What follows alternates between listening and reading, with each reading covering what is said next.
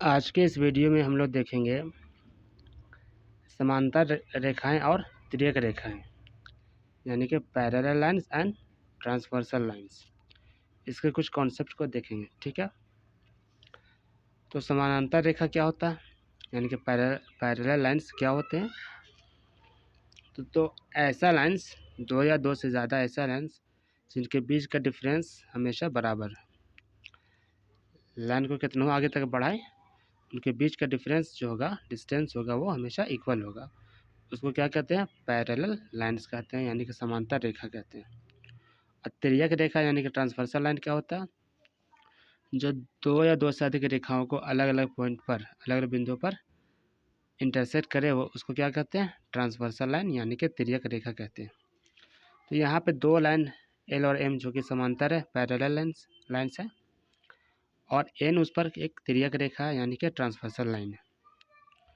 अब यहाँ पे देखना कौन सा करस्पॉन्डिंग एंगल है, कौन सा अल्टरनेट एंगल है और कौन सा वर्टिकली अपोजिट एंगल है। इन सब के बारे में डिस्कस होगा, ठीक है। तो यहाँ पे देखिए एक लाइन एल है और उसी के पैरेलल एक लाइन एम है, ठीक। एन क्या है? ट्रांसवर्सल लाइन है। अब यहाँ को एंगल को क्या कर रहे हैं?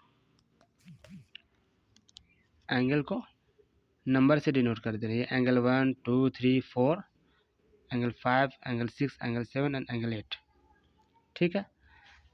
तो यहाँ पे सबसे पहले देखते हम लोग करस्पॉन्डिंग एंगल क्या क्या है। तो 2 इक्वल टू एंगल 6 होगा, क्योंकि दोनों लाइन क्या है? पैरेलल लाइन है, और उसी पर एक सीधा रेखा है, एक तिर्यक रेखा है, ट्रांसवर्सल लाइन है, जो अलग अलग पॉइंट पर दोनों लाइन्स को इंटरसेक्ट कर रहा है। तो 2 इक्वल टू 6 होगा, 1 इक्वल टू 5 होगा, एंगल 7 इक्वल टू एंगल 3 होगा, and angle 4 equal to angle 8 होगा। इन सब एंगल्स को क्या कहते हैं? करस्पॉन्डिंग एंगल कहते हैं यानी कि संगत कोण कहते हैं, ठीक है।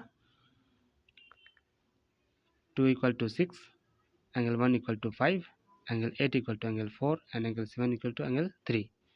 इन सब एंगल को क्या कहते हैं? करस्पॉन्डिंग एंगल यानी संगत कोण कहते हैं। अब आते हैं अल्टरनेट इंटीरियर एंगल यानी कि एकांतर अंतः कोण। तो एंगल 4 इक्वल टू एंगल 6 होगा, and angle 3 equal to angle 5 होगा। Angle 4 equal to angle 6, angle 3 equal to angle 5। इसको क्या कहते हैं? अल्टरनेट इंटीरियर एंगल कहते हैं यानी कि एकांतर अंतः कोण कहते हैं, ठीक है। उसी तरह से एक अल्टरनेट एक्सटीरियर एंगल के बारे में देखें तो एंगल 1 इक्वल टू एंगल 7 होगा, and angle 2 equal to angle 8 होगा।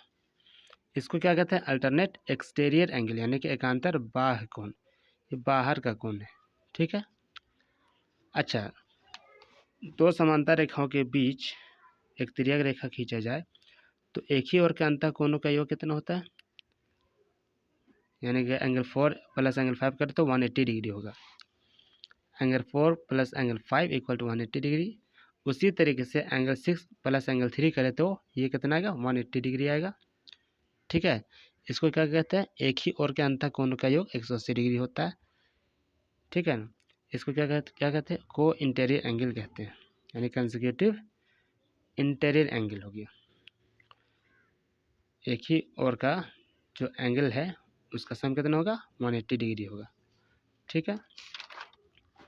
नेक्स्ट क्या? वर्टिकली अपोजिट एंगल, यानी दो लाइन जब इंटरसेक्ट करता है तो वर्टिकली अपोजिट एंगल बराबर होता है, ठीक है। यानी 4 इक्वल टू 2 हो जाएगा, 1 इक्वल टू 3 हो जाएगा, 8 इक्वल टू 6 हो जाएगा, एंड 5 इक्वल टू 7 हो जाएगा, ठीक है। तो ये जो कॉन्सेप्ट है वो क्लास 7 में भी है एंड क्लास 9 में भी है, ठीक है।